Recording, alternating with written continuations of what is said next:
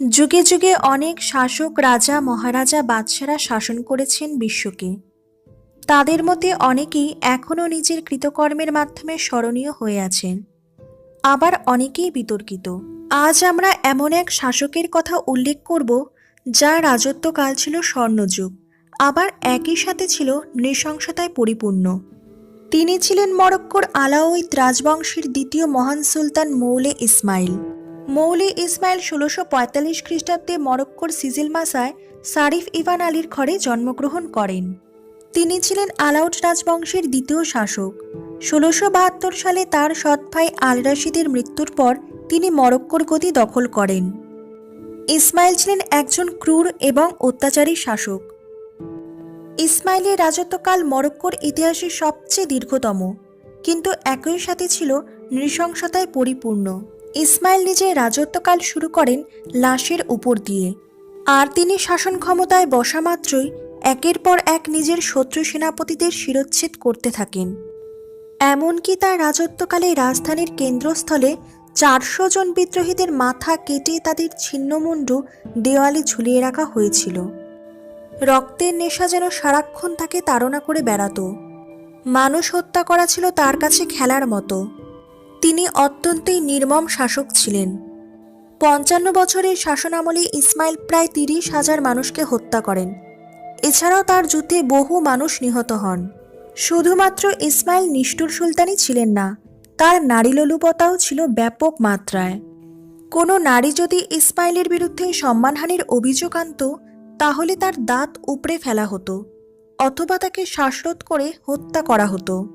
Dominic বুসনাট নামে একজন ফরাসি কূটনৈতিকের তথ্য অনুযায়ী সুলতানের ৪ জন স্ত্রী এবং ৫০০ জন উপপত্নী ছিলেন, এবং এই ৪ জন স্ত্রী ও ৫০০ জন উপপত্নীর গর্ভজাত মোট ১১৭১ জন সন্তান ছিলেন। ইসমাইল তার স্ত্রী এবং উপপত্নীদের প্রতি রক্ষণশীল মনোভাব পোষণ করতেন। কোনো লোক যদি সুলতানের কোনো স্ত্রী কিংবা তার উপপত্নীদের দিকে চোখ তুলে তাকাতো বা তাদের বিষয়ে যদি কোনো মন্তব্য করত, তাহলে তাদেরকে সুলতান মৃত্যুদণ্ডে দণ্ডিত করত। মৌলে ইসমাইল ঘোড়া চালনায় বেশ দক্ষ ছিলেন। ঘোড়ায় সফর করার সময় কেউ যদি তাকে সাহায্য বা উপদেশ দিতেন, তাহলে সুলতান তাকে শাস্তি দিতেন, আর শাস্তি অনুযায়ী তার মাথার চুল কেটে ফেলা হতো। এছাড়াও তার সম্পর্কে কেউ কৌতূহল দেখাতে গেলে তিনি সেটা পছন্দ করতেন না। এমনকি তারই এক পুত্র কৌতূহল দেখাতে গেলে তার বাঁ হাত এবং পা কেটে ফেলার নির্দেশ দেয় স্বয়ং সুলতানই। তিনি যেমন নির্দয় এবং ক্রূর শাসক ছিলেন, সেরকম আবার খোশ মেজাজও ছিল তার। কেউ যদি সুলতানের অনুগত থাকত অথবা তোষামত করে চলত, তাহলে তার সবচেয়ে সুন্দরী কন্যার সাথে তার বিয়ে দিতেন। মৌলে ইসমাইল তার অঞ্চলকে সীমাবদ্ধ ও সুরক্ষিত করার জন্য ব্ল্যাক গার্ড বাহিনী প্রতিষ্ঠিত করেছিলেন, যেখানে ছিল পুরোপুরি কালোদাসদের বাহিনী। সেই সকল সেনাবাহিনীরা মৌলে ইসমাইলের জন্য যে কোনো মুহূর্তে প্রাণ দিতেও প্রস্তুত থাকত। এরা আবিদল বুখারি বা বুখারির দাস নামে পরিচিত ছিল। এই সকল সেনাবাহিনী দিয়েই তিনি তার সকল ইচ্ছা হাসিল করত। ইতিহাস তাকে একজন নিষ্ঠুর, ক্রূর, নির্দয় শাসক হিসেবেই গণ্য করেছে। ইউরোপীয়রা তার নিষ্ঠুরতা ও নির্মমতার কারণেই তাকে ব্লাডি ব্লু কিং বা ব্লাড থার্স্টি নাম দিয়েছিল, এবং মরক্কোতেও তিনি ওয়ারিয়র কিং হিসেবে পরিচিত ছিলেন।